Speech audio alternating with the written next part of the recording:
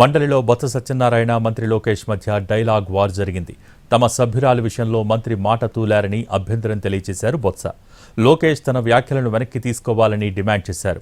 అయితే 5 ఏళ్లు మీరేం చేశారని మాత్రమే అన్నారని వివరణ ఇచ్చారు లోకేష్. శాసనసభ సాక్షిగా తన తల్లిని అవమానించారని, తను రికవరీ అవటానికి 3 నెలలు పట్టిందని అన్నారు. దీనికి కౌంటర్ ఇచ్చారు బొత్స. తాము అనని మాటల్ని ఆయన రాజకీయాల కోసం మాట్లాడటం సరికాదన్నారు. మా సభ్యురాలు మాట్లాడినప్పుడు ఆవిడేమి కొత్తగా ఏమి కోట్ చేసి మాట్లాడలే. మీరు చెప్పిన మాటలనే చెప్పారు. మీరు చెప్పారు, అవే చెప్పారు తప్ప ఏమి కొత్త మాట ఏమీ మాట్లాడలే. మీరు మాటలు తిరిగి కోట్ చేస్తే గౌరవ మంత్రి గారు వచ్చి అంత ఆవేశం ఏం పిక్కు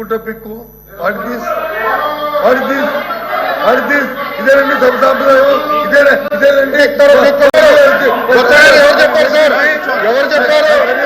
ఎవరు చెప్పారు ఏం పీకారని చెప్పా 5 సంవత్సరాలు మీరు ఏం తీసుకొచ్చారో అడిగా.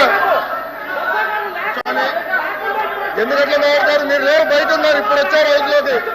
ఇప్పుడు వచ్చి మీరు మాట్లాడతారు. హౌస్లో లేరు, టీవీలో చూస్తున్నారేమో. ఎట్లా మాట్లాడతారు సార్ మీరు? మంత్రి గారు ఆవేశంగా ఏ సందర్భంలో కానీ ఆ పిక్కుంటారనే మాట రికార్డులో తొలగించాలి. ఆయన గారు చెడ్డపేరు ఆయన జీవితంలో మచ్చ లేచి ఓందాగా చెప్తే ఆయన తాలూకు అమలతను నిలబడతారు. లేకపోతే ఆయన జీవితంలో మచ్చ ప్రజలు తెలుస్తారు. రేపు మాకు అభ్యంతరం. కానీ ఇలాంటి పరుష పదాలు మహిళా సభ్యుల మీద అలాంటి పరుష పదాలని వాడటం అనేది సమంజసం కాదు. అది సభా సంప్రదాయం కాదు. చెప్పండి మంత్రి గారు. వత్స గారు మీరు మంత్రిగా ఉన్నప్పుడు శాసనసభ సాక్షిగా మా అమ్మని అవమానించినప్పుడు మీరు ఏం చేశారు సార్?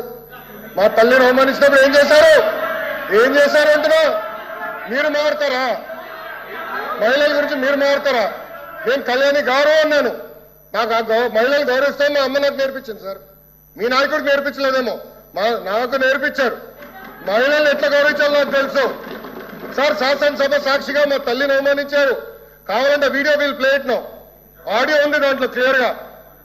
ఒక తల్లి ఆవేదన బాధ నాకు తెలుసు సార్. నేను చూసా. 3 నెలలు పట్టింది మా తల్లి రికవర్ అయ్యడానికి.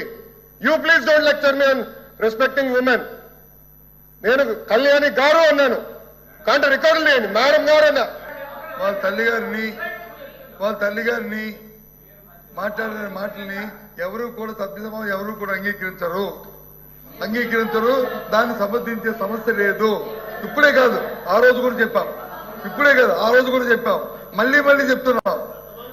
ఏ తల్లిదైనా సరే ఎవరు నిందించినా దాన్ని సమర్థించే సమస్య లేదు, ఆమోదించే సమస్య లేదు. అంత గీతలు నేను మనుషులు కాదు మేము. కానీ 15 సార్లు ఆ మాటను చెప్పుకొని అనవసరంగా ఆ తల్లిని కించపరచడం భావ్యం కాదని నేను సభాముఖంగా చెప్తాను. 10 సార్లు చెప్తున్నాను. దయచేసి దీని ఇంతతో విరమించుకోండి. ఆ మాటలను వచ్చి మీరు 10 సార్లు తీసుకొచ్చి దాన్ని రాజకీయాల కోసం ఆలోచించి డిస్కస్ చేయడం అనేది సమంజసం కాదు. మీ ద్వారా నేను నమస్కరిస్తాను. తప్పది. వినండి ఒక కొడుకు ఆవేదన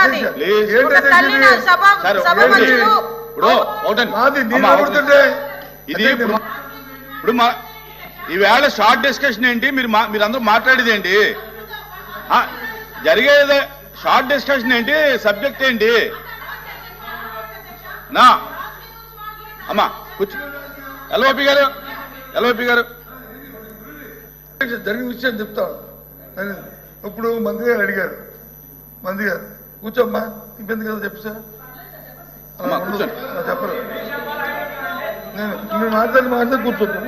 మాట్లాడితే మీరు మాట్లాడితే కూర్చోండి. మీరేం చెప్తాను చెప్పండి. ఇప్పుడు ఏదైతే ఎల్ఓపి గారు అన్నారో ఆ మాట విత్డ్రా చేసుకోవాలి. ఒక తల్లిని నిండు సభల్లో అవమానిస్తే కొడుకు ఆవేదన అలాగే ఉంటది. ఆ తల్లి బాధ ఎలా ఉంటుందో మేము కూడా చూసాము, మేము కూడా పోరాటాలు చేసాము. అలాంటి విషయాన్ని రాజకీయంగా వాడుకుంటున్నారు అన్న పదాన్ని ఏదైతే ఉపయోగించారో ఎల్ఓపి గారు, దాన్ని ఈ రోజు మహిళలను అవమానించినట్టే. దయచేసి దాన్ని విత్డ్రా చేసుకోవాలి. మళ్ళీ చెప్తున్నాం. ఆ వారు మాట్లాడిన మాటలు, మీరు మాట్లాడిన మాటలు రికార్డుని వారిని చూసుకోమనండి. నేను మాట్లాడిన మాటలు కూడా ఆయనే చూసుకోమనండి. ఏవి తప్పు అనుకుంటారో ఏ సంబంధం అనుకుంటారో అది వారికే నేను విడిచిపెడతాను. ఏ ఉంచాలో రికార్డులో ఏవి తొలగించాలా ఏవి వారికే ఇస్తున్నాను. నా తరఫున నేను మాట్లాడిన భాషలో